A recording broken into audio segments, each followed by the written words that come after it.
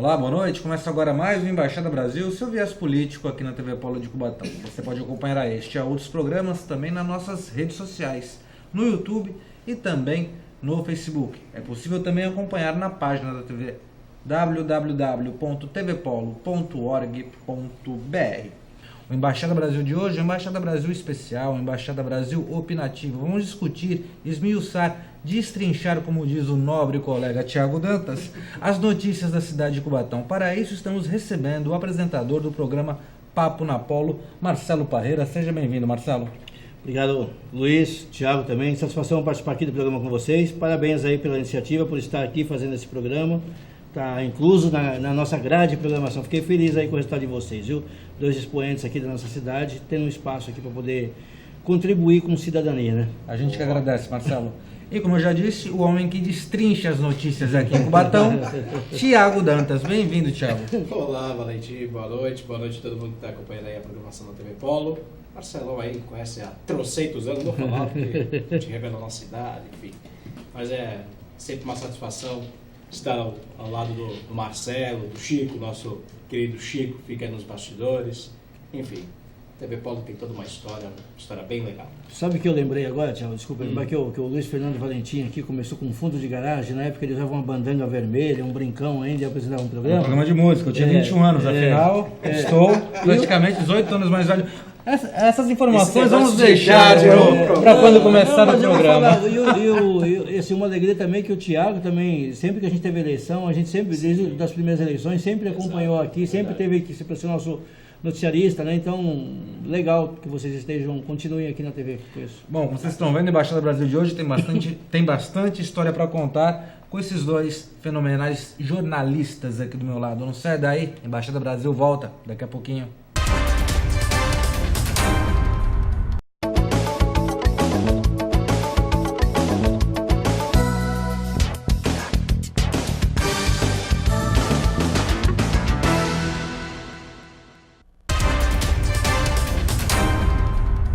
E voltamos para dar início à Embaixada Brasil. Como já dissemos, recebemos Marcelo André Parreira, jornalista e relações públicas. Aqui hoje vai atuar como um comentarista, né, Tiago? Dos noticiários que abalaram a cidade de Cubatão nesta semana. Marcelo, mais uma vez, tê-lo aqui no Embaixada Brasil. Gostaria de... A primeira pergunta, como está, você que também é um profissional da área de comunicação, como você enxerga hoje a comunicação da Prefeitura Municipal de Cubatão? Olha, acho que comunicação é uma coisa que é muito dinâmica, você aprende todo dia. Eu já conversei muitas vezes com o Fabiano Caldeira, que é secretário, e eles criaram um grupo. Eu acho que precisa melhorar ainda. Falta uma integração do município, principalmente com os órgãos de imprensa. Eu acho que falta alguma coisa para isso, falta uma integração mais com essa parte diretiva mesmo. Acho que a prefeitura... o Luiz Roberto disse, quer dizer que é uma assessoria de notificação, quer dizer, que você acaba dando sempre notas, né, e não se relaciona com a imprensa. Eu acho que precisa melhorar um pouquinho. Um abraço, Fabiano, que é nosso companheiro. E como fazer isso? Como fazer isso? Eu acho que você tem que... eu sou relações públicas de formação, né? Então, assim, já tivemos algumas experiências no passado, ainda quando eu funcionário da prefeitura, já fui funcionário da prefeitura, e existiam algumas reuniões com líderes dos meios de comunicação da região, não é nem só de Cubatão, porque eram outros meios, tinham muito mais rádios, muito mais jornais grandes. E de vez em quando a assessoria de imprensa, através do prefeito, promovia reuniões de integração. Você ouvia as demandas de um lado e do outro. Todo mundo sabe hoje que a prefeitura passa por um momento difícil, que a prefeitura tem as suas dificuldades, tanto da estrutura como de recurso para apoiar os meios de comunicação. Mas isso não é impeditivo nenhum para você criar programa de integração. Você simplesmente criar comunicação e informar de um lado só não é comunicação. A comunicação nunca será uma via de uma mão só. Não é uma estrada de uma só. Sempre é ir de volta. Aprendemos na faculdade o feedback. Não é mesmo? Eu acho que isso precisa ser aprimorado. Bem, Marcelo, outra coisa que eu gostaria de perguntar. A gente percebe hoje a assessoria de imprensa da atual administração atuando na cidade, se reportando bastante às novas tecnologias, né? A gente vê muito, sim, o prefeito usando muito live, usando muito o celular. Eu acho que a tecnologia tem que ser realmente a favor, só que a impressão que passa é que a assessoria está um tanto que resumida a isso. Estão usando muito esse tipo de comunicação e estão esquecendo aquela comunicação forte, a velha e boa assessoria, o bom e velho release, o contato com jornalistas de veículos. Eu já escutei pessoas dizerem que jornal impresso é arcaico hoje, né? Você é dessa opinião? Você acha que todo tipo de mídia ela deve ser valorizada pela assessoria, seja ela, estamos usando o exemplo da Prefeitura de Cubatão, mas seja tanto ela privada quanto pública? Olha, eu penso o seguinte, o mundo mantém a mesma dinâmica da comunicação, não é? Então, assim, sempre tem renovação, você tem que ter espaço para todo mundo. E as pessoas mantêm costumes também, e você não vai deixar de comunicar com aquela fatia de mercado, porque tem aquela questão cultural. Quem até hoje não gosta de ler um bom jornal, sentar a ler o jornal, ou uma revista, né? Você tem revista, tem gente que adora ler revista até hoje. Algumas revistas sucumbiram e fecharam, alguns jornais sucumbiram e fecharam, outros continuam aí firme e forte. Isso serve para várias, por exemplo, você está um terno que você pode ter comprado numa fábrica grande, mas você pode ter um bom e velho alfaiate ainda que ainda tem espaço para ele trabalhar até hoje. Algumas funções e algumas atividades sumiram, outras em menor escala permanecem. Então elas também têm que ser ouvidas e tem que ser dada atenção para isso. A mídia hoje, a mídia social, os recursos, as plataformas todas que existem, elas vieram para contribuir.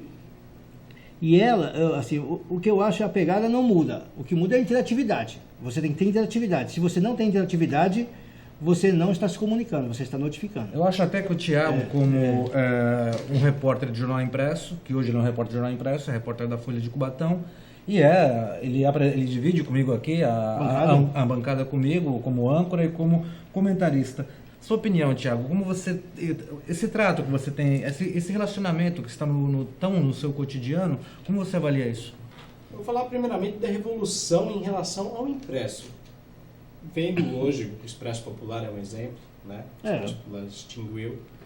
O jornal lá de São Paulo, o Metro, que é do Grupo Bandeirantes também, está com sérias dificuldades, acabou no Rio de Janeiro, acabou em Campinas, acabou aqui em Santos, eles estão circulando em São Paulo um número bem baixo.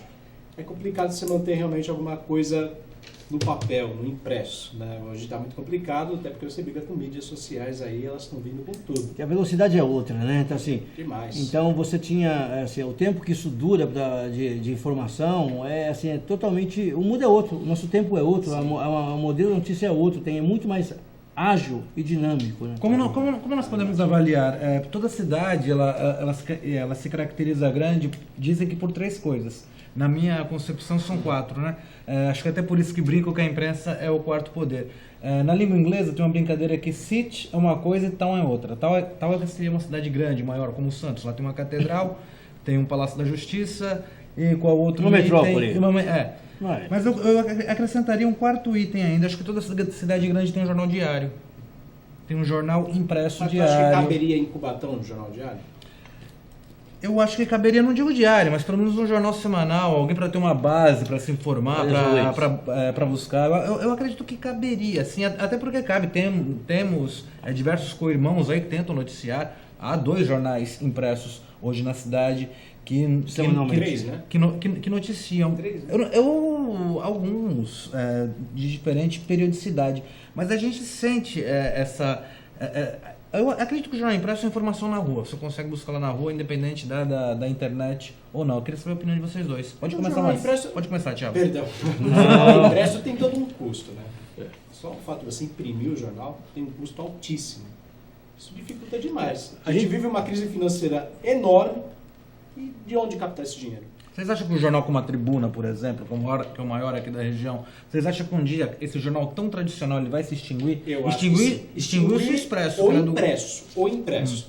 O online vai continuar. Agora, o impresso, estamos em 2019, não estou rogando paga aí para a família Santini, pelo amor de Deus. Mas até 2021, eu duvido que o jornal impresso esteja rodando na cidade. Olha, eu vou fazer um paralelo assim, eu sempre converso com o Francisco Carlos, junto com a gente aqui, sobre a televisão. Eu acho que é a mesma coisa. Eu pergunto até para um de vocês, quem é de vocês que senta hoje em dia, como as famílias faziam, para assistir o telejornal ou para assistir uma novela? Difícil. Hoje em dia a TV, você assiste por on demand, quer dizer, por demanda, quer dizer, a hora que você quiser, do jeito que você quiser, na forma que você quer. Então tá aí, as mudanças, elas são assim imperdoáveis, né? Elas vão acabar se prevalecendo. Pode ser que a tribuna se mantenha, pode ser que ela se mantenha com outro perfil, com outro formato, para atender uma demanda diferente. Mas, para ser uma coisa eficaz, eu acho que vai ser bem difícil. Até porque daqui a uns dias vão começar a reclamar, que gastar papel, que derruba a árvore, que faz alguma coisa. Eu tô deixando bem claro que, pelo amor de Deus, as pessoas estão assistindo aí a TV Polo agora. O Grupo A Tribuna não vai acabar, a TV Tribuna não vai acabar, o jornal A Tribuna não vai acabar. Estou falando do impresso. A Tribuna, com certeza, vai continuar Brasil. online. Online. Você paga por isso. Ouvindo a opinião aqui dos dois colegas, vou dar minha opinião bem rápida, até porque estamos chegando no final do primeiro bloco. A internet, eu acho que a internet é meio que terra de ninguém. Né? Ainda mais depois da queda do diploma, esse favor enorme que esse senhor ministro Gilmar Mendes fez à nossa categoria. A partir disso, como a internet é um veículo de fácil acesso, muitas pessoas acabam postando aquilo que querem, não têm os conceitos técnicos, formadores de opiniões e éticos que os jornalistas têm, e acaba se tornando um verdadeiro faroeste caboclo, como diria o poeta Renato Russo. Acredito que ainda muitas pessoas vão buscar no jornal impresso para ver se o que apareceu na internet realmente tem credibilidade ou é uma fake news. Afinal, no jornal impresso tem que ter um jornalista responsável assinando. Estamos terminando agora. Para isso, no Google você procura a Tribuna, aí você caça lá. Aí se você quiser ver o conteúdo mais daí nós vemos como é amplo esse discurso e é amplo, até é difícil assim, chegar num denominador comum avaliando a imprensa como hoje. Baixada Brasil, daqui a pouquinho. ABS Imóveis. Temos excelência no que fazemos para você realizar o melhor negócio. Nós temos a melhor solução para você alugar ou comprar um imóvel. ABS Imóveis. ABS Imóveis. O Embaixada Brasil retorna com o seu segundo bloco. Como já dissemos, recebemos Marcelo André Parreira. Esse é o nosso convidado de hoje, já abordamos aqui a imprensa no primeiro bloco, ao lado do Tiago Dantas. Eu gostaria de perguntar para você um problema que vem causando muito, vamos dizer, uma real polêmica na cidade de Cubatão, né? São as nossas vias. Acho que tanto as calçadas quanto as ruas, né? A gente é uma cidade de uma avenida principal só praticamente, que é a 9 de Abril, todas as outras acabam por cruzar a Avenida 9 de Abril, e temos problemas na calçada, mas hoje, primeiramente, nas vias carroçáveis. Esse problema que está acontecendo lá no final da Avenida Tancredo Neves, já na saída da Vila São José, indo em direção ao Casqueiro, era necessário chegar nesse estágio, Marcelo? Não, nenhum problema de via tem que chegar naquele estágio, né? Eu acho que via é que nem a gente fala de comunicação, é um ponto de interligação, mexe com o cotidiano de todo mundo, é uma das coisas que tem que ter muita responsabilidade, e aqui a gente está errando muito. A entrada do Casqueiro é um exemplo. Você viu que recentemente precisou cair 2 ou 3 carretas na saída da Carlos Gomes para eles botarem um pequeno guarda-reio lá. A saída da Gisfredo Santini, depois que ficou a implantação do anel viário, a mudança de mão, foi largado, não houve um cuidado, uma atenção com aquela saída daquela cidade. O acesso ali para o trevo para Anchieta tem um buraco gigante que não precisava chegar daquilo. A entrada da Ilha Caraguatá e a entrada da Vila Esperança, 2 entradas clandestinas que não podem acontecer numa via dessa. Então, assim, um desprezo. Você faz um viaduto, você tem o Rubens Paiva que existe, você faz um novo viaduto. Você faz um projeto daquele e não fala em iluminação. Depois você fica brigando com a Artesp, com a Ecovias e com a Prefeitura para saber quem vai iluminar. Foi um erro de projeto? Eu digo o seguinte, a Artesp e a Ecovias não estão nem aí para a cidade, fazem Cubatão de passagem, como o nome de Cubatão, passagem, né? Precisa passar por aqui, né? E a Prefeitura, independente de quem seja o prefeito, não tem força suficiente para ter esse confronto, para buscar esse direito que a nossa cidade merece. Porque quando interessa, a Ecovias vai, pinta a borda, arruma direitinho, põe placa, principalmente ali no Casqueiro. Quando não interessa, a culpa é da Artesp, o nosso contrato não deixa, não é a nossa atividade, aí começa a dar desculpa. Aquele viaduto novo ali no Jardim Casqueiro é DR, né, o responsável, né? Então, é a Secretaria de Transportes. Então, mas olha só, se você pegar a Ecovias, todo o sistema que deve ter, começa em São Paulo aqui, quantos viadutos não pertencem ao sistema? Quer dizer, um viaduto é construído e a Ecovias não está nem aí para isso? É um absurdo. Aquilo que foi feito ali, a Ecovias não assumir, depois vem um deputado, que acho que o Caio França, que falou, a Ecovias vai assumir, mas não assumiu. E aí, aquele impacto, o acesso de baixo, antes antes desse primeiro acesso, aquele acesso de baixo ali para a entrada do Casqueiro, ficou horrível também, ficou em situação quase tão constrangedora quanto aquela. Aproveitando a sua formação, a formação do Thiago, a mesa hoje está composta por 3 comunicadores. Eu acredito, pelo menos ao meu ver, a Avenida Tancredo Neves ela é uma continuação da 9 de Abril. Né? Acredito que é um problema realmente do município, aquele trecho. Então, não, é complicado. Olha, é difícil. Porque ela não é uma alça de acesso, os buracos estão numa continuação de uma avenida da cidade. Vou dizer uma coisa para você. A Ecovias, na Vila São José, você tinha algumas hortas que eram feitas ali na Vila São José, tinham até edificações que foram feitas ali. Um dia a Ecovias cismou que aquilo ali estava atrapalhando o bom andamento. Está dentro da cidade. Isso. Aí eles alegam que foi a lei do carro rotário. Da noite pro dia foram lá e derrubaram tudo. Você entendeu? Sob pena de que aquilo ali estava causando problema. Então é o seguinte, quando interessa, sob pena da lei, ela se mete onde deve, onde não deve. E a prefeitura faz coro às vezes, né? Às vezes até interessa, às vezes até é eficiente, porque você precisa, que nem, por exemplo, na Vila São José, não deviam ter deixado de chegar naquela condição. Foi preciso usar esse recurso da Ecovias para regularizar aquela situação do lado direito ali na margem da Anchieta. Agora, não dá para você dizer que o trevo da Ecovias não esteja dentro do mesmo limite carroçável do que a Via Anchieta. Aquilo ali é impacto do fluxo que a própria Via Anchieta provoca na cidade. Sim, exatamente. Você vai em Diadema, a Ecovias construiu 11 praças como contrapartida por causa do impacto que a empresa realizou no município, o impacto de trânsito. Você achou que faltou uma cobrança dos órgãos municipais perante os órgãos estaduais, como o DERSA e a concessionária Ecovias? Só um minutinho. Até porque nós estamos falando que a prefeitura tem a sua assessoria de comunicação e deveria estar mais perto da comunidade para ser informada, para repassar e realmente cobrar os problemas de demais órgãos que têm que responder em prol da população. E estamos falando de vias. A CMT tem uma assessoria de imprensa.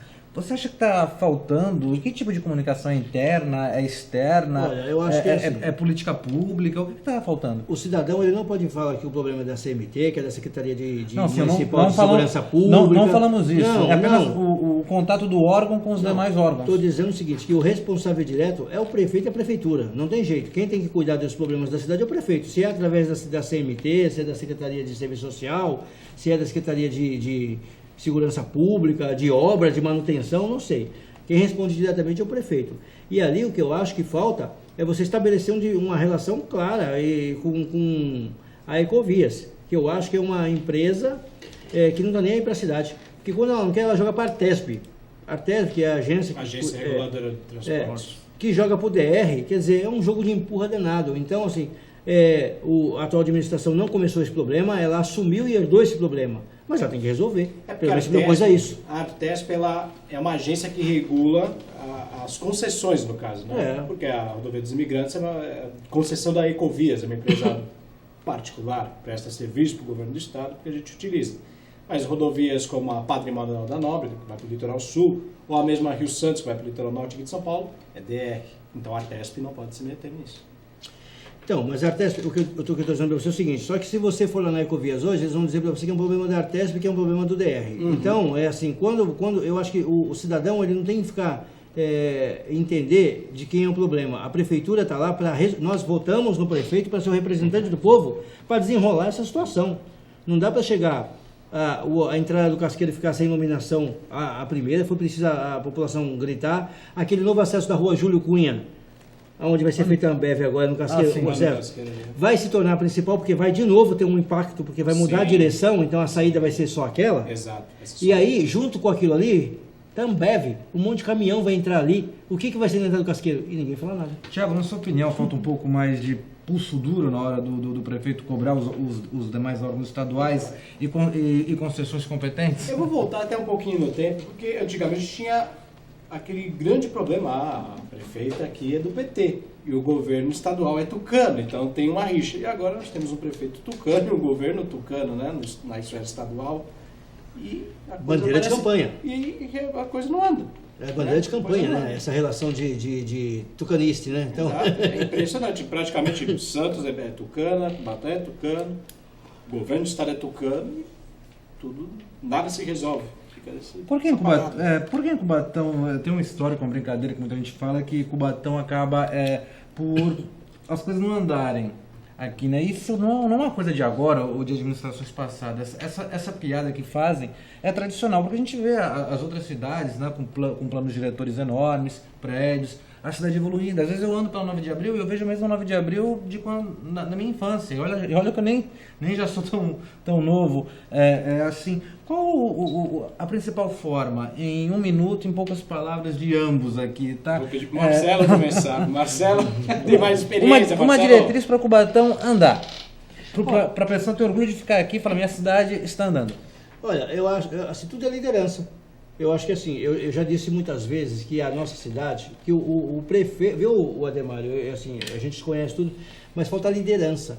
Você não consegue ainda capitalizar tudo isso para você reclamar dos órgãos. Falta tudo isso. Então, o que falta é liderança. Você conseguir liderar a cidade, até para cobrar desses órgãos, liderar a cidade, para liderar a Câmara, para fazer cobrança. Quem tem que fazer isso é a prefeitura, é o prefeito. Falta uma liderança. Talvez ele esteja tentando, mas eu acho que ele ainda não foi ouvido. Tiago? Olha, é uma história longa. Cubatão tem um sério problema histórico, né? Nós tivemos alguns prefeitos que afundaram a cidade em dívidas terríveis e que o Ademário, Márcia Rosa, Clermont e outros tiveram que pagar essa conta. A cidade não andou por causa disso. Quem vai andar agora é o Embaixada Brasil, em direção ao fim do segundo bloco. Daqui a pouco estamos de volta. Aguardem.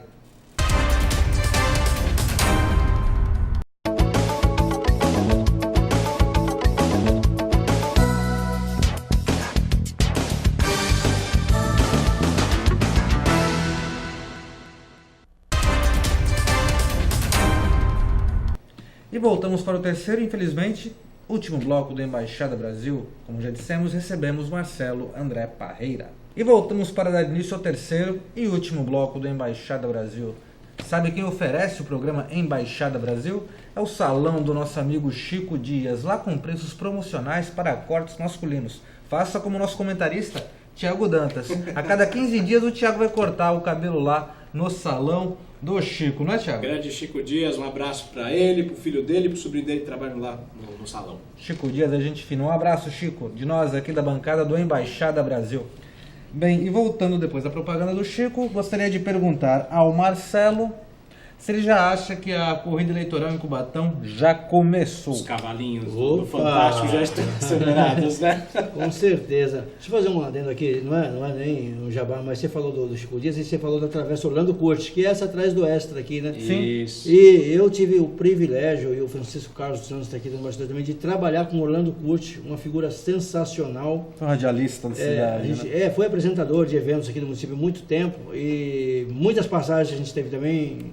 Foi bem bacana e legal que a cidade reconheceu, né? Mais um homem de imprensa que tem o nome ali homenageado. Foi legal. Aliás, falando em homenagens, parece que o viaduto ali do Arco-Íris, a ponte do Arco-Íris ali, né? O arco do Arco-Íris, olha que beleza de frase, né? Parece que vai receber uma homenagem, vai dar homenagem ao Maneco, né? Ah, boa também. Eu vi hoje em redes sociais. Alô, Raposa, fazendo propaganda também de você aí, ó. Vi no Facebook do Raposa. Essa notícia. Legal, né? Um cara muito que legal traz também. uma história legal da cidade, né? Um cara que sempre representou a cidade legal mesmo, nas páginas de A Tribuna. Para quem não sabe de quem nós estamos falando do jornalista Manuel Alves Fernandes, mais conhecido aqui na cidade como Maneco da Tribuna, que cobriu a cidade por mais de 40 anos, em tempos que a internet ainda nem pensava em existir. Então fica aqui essa homenagem, justíssima homenagem, que será prestada ao Maneco, que na minha opinião já deveria ter sido homenageado em vida. Bem, homenagens e merchandising à parte. Responde pra gente aí, Marcelo, a corrida eleitoral já começou? Já começou, eu acho que esse programa reflete muito bem isso. Vocês já tiveram alguns atores, eu também no meu programa lá, de vez em quando recebo um. Já, alguns tempos atrás, recebi o Doda, que já falou, olha, estou aqui. A gente percebe que o prefeito está caminhando para isso também. Na última conta que eu fiz, tinha uns 8 mais ou menos, que estão dizendo, eu sou... 8? O Luiz Rosa esteve aqui no programa de vocês, ele também já anunciou, estou aqui. A gente começa a pontuar, então é o seguinte, começa aquele alinhamento, começa aquele monte de gente dizendo que é o Pedro, vice, muito legal, assim, acho que de todos o diferente é o Pedro, porque assim, está dentro do governo, é uma voz dissonante do governo, trabalha com o governo, mas fala, eu sou. Entendeu? Então, assim, é muito claro isso também. E aí, eu digo o seguinte, o terceiro ano de toda a administração é um ano milagroso. A Avenida Joaquim Miguel Couto, de 3 em 3 anos é pavimentada. É impressionante, realmente, chega o terceiro ano de todo prefeito, vamos arrumar asfalto, né? A Miguel Couto precisa ser arrumada, então sabe o que eu principalmente percebo? Em todo terceiro ano de governo, os meio-fios, eles deixam de ser cinza e ficam brancos. Impressionante. Isso acontece em todo o terceiro ano de governo, independente de quem seja, é o prefeito. Eu vou tentar dar uma fritada nisso aí. Pelo amor de Deus, não quero fritar vocês, mas o que vocês estão achando da capacidade desses pré-candidatos? Estão prontos para lidar com os problemas da cidade? Olha, Os dois, hein? Opa! Essa é uma pergunta no ar. Bom, na minha opinião, temos diversos candidatos, cada um com a sua linha de raciocínio. Falar em qualidade, eu acho que vai muito do que eles apresentarem em discursos. Cubatão, numa cidade tão grande assim, as pessoas se conhecem, nós conhecemos bem de perto os políticos. Alguns têm seus pontos fortes e pontos fracos. Eu acredito que ganha a eleição quem souber explorar melhor o seu ponto forte. E caso haja o discurso de apontar os erros do adversário, quem também apontar melhor o erro do adversário. Agora eu quero repassar essa pergunta pro Marcelo, que você me fez, só que com outro viés. Que tipo de discurso vai ser o discurso vencedor das eleições para prefeito em 2020? Opa!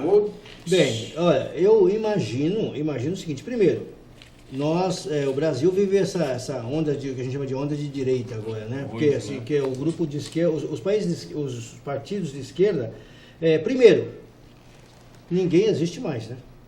Agora é cidadania, é rede, é democratas, é republicano, quer dizer, os antigos.